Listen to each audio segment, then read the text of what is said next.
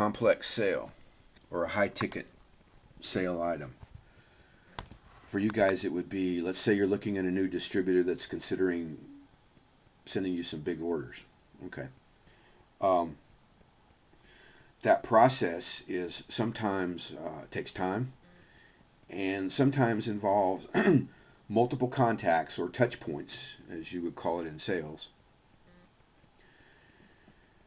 But it usually runs along a certain process, and it almost has to go in sequence and in order. In other words, it's not really likely a major distributor is going to call you up and say, I want to order 100 things from you right here today. That's not going to happen very often.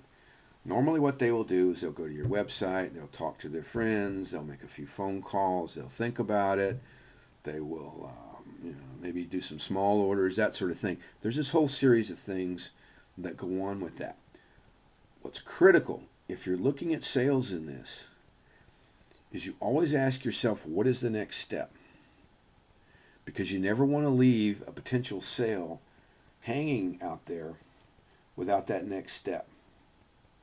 There's always that next step. And in particular, in those high ticket, high consideration items, what is the next step? Okay.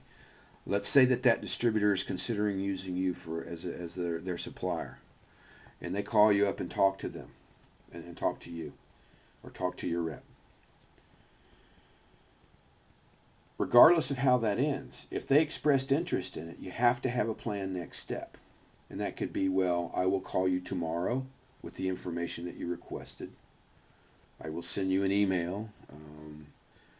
We will set up a phone conference call for Friday at 9. What is the next step? Because if you don't have the next step, then you lose the momentum. Okay, and that's pretty obvious in sales.